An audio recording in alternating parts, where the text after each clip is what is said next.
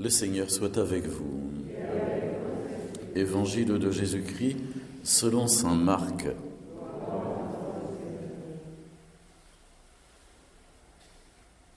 Commencement de l'évangile de Jésus, Christ, Fils de Dieu. Il est écrit dans Isaïe le prophète: « Voici que j'envoie mon messager en avant de toi pour ouvrir ton chemin. Voix de celui qui crie dans le désert, préparez le chemin du Seigneur, rendez droit ses sentiers. » Alors Jean, celui qui baptisait, parut dans le désert. Il proclamait un baptême de conversion pour le pardon des péchés. Toute la Judée, tous les habitants de Jérusalem se rendaient auprès de lui et ils étaient baptisés par lui dans le Jourdain en reconnaissant publiquement leurs péchés.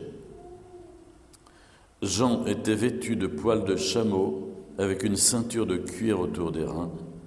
Il se nourrissait de sauterelles et de miel sauvage. Il proclamait: « Voici venir derrière moi celui qui est plus fort que moi.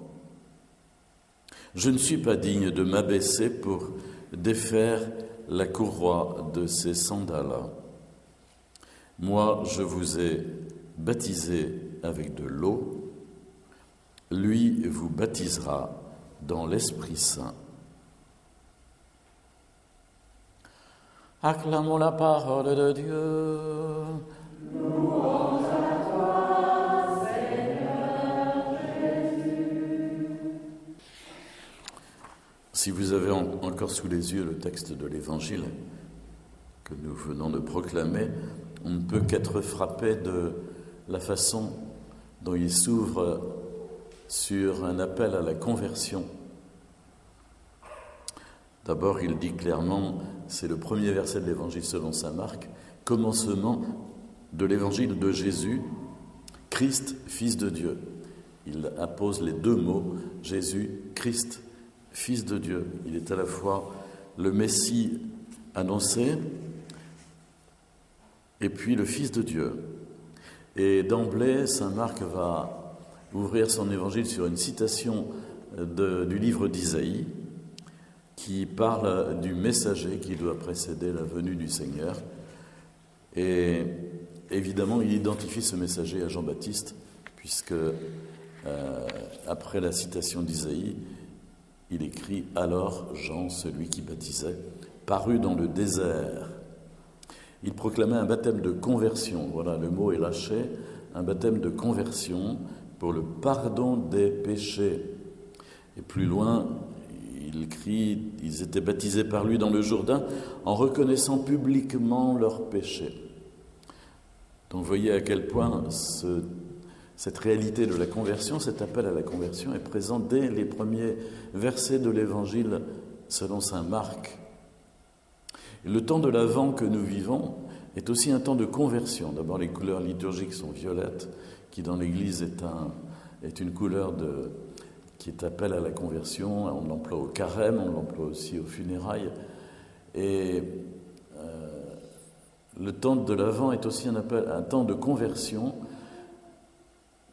non pas pour nous conduire à la passion du Seigneur comme au moment du carême, mais pour nous conduire à accueillir le Christ déjà présent et qui ne cesse de venir. Et il faut convertir nos mentalités, nos esprits, nos cœurs. Convertir nos mentalités, vous avez vu que Pierre, dans la seconde lecture, l'exprimait aussi plusieurs fois en disant que vous ne devez pas vous comporter n'importe comment. Il dit, frères bien-aimés, en attendant cela, faites tout pour qu'on vous trouve sans tache ni défaut, sans tache ni défaut, dans la paix. Et encore, il nous dit que le temps qui passe est une patience du Seigneur envers tous pour que nous puissions nous convertir.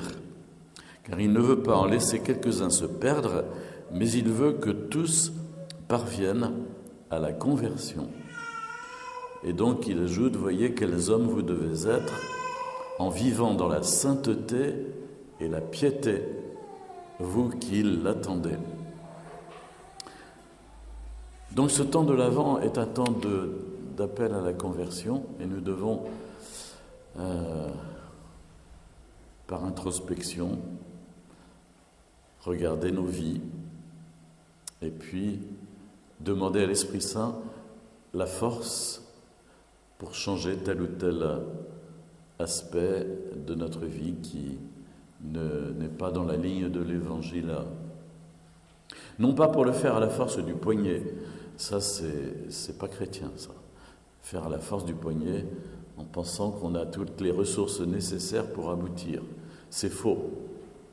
Mais en nous tournant vers Dieu, en accueillant la force de l'Esprit Saint et en lui disant « Esprit Saint, j'ai besoin que tu me fortifies et que tu me guides sur ce chemin de conversion dans ma vie concernant tel ou tel point précis. » Alors nous vivrons un Avent fructueux qui portera du fruit. Et en ce sens-là, nous accueillerons plus profondément le Seigneur, évidemment. Car accueillir le Seigneur, ce n'est pas quelque chose d'éthéré, mais c'est vraiment concrètement par le changement de nos vies que nous pouvons lui donner plus de place en nous. Dans la seconde lecture encore, toujours tirée de cette seconde lettre de Pierre, nous voyons comment il est exprimé que, au fond, l'espérance du chrétien, l'attente du chrétien, c'est l'attente d'un monde nouveau, d'une création nouvelle. C'est les derniers versets de cette lecture. Nous attendons, selon la promesse du Seigneur, un ciel nouveau et une terre nouvelle où résidera la justice. Le Nouveau Testament ne considère pas que ce monde-ci est éternel. Ça, c'est nous-mêmes qui imaginons de telles choses, et puis ce sont certaines idéologies, comme le marxisme par exemple, qui a beaucoup fait progresser les esprits dans ce sens. Mais l'Écriture sainte ne considère pas que ce monde-ci est éternel.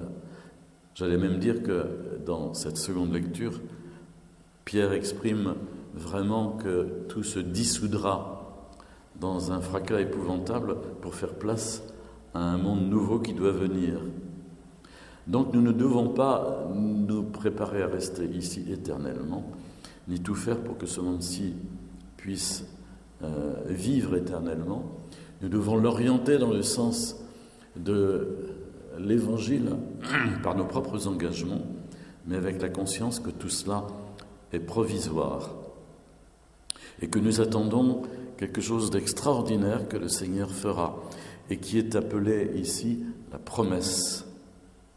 Le Seigneur ne tarde pas à tenir sa promesse alors que certains prétendent qu'il a du retard, écrit l'auteur de la seconde lettre de Pierre.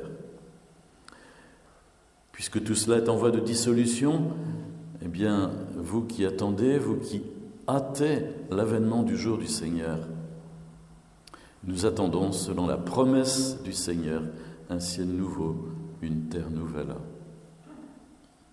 Nous pourrons relire personnellement, peut-être dans les jours qui viennent, ces passages de l'Écriture que la liturgie nous donne en ce deuxième dimanche de l'Avent, pour en faire notre propre miel et nous nourrir spirituellement.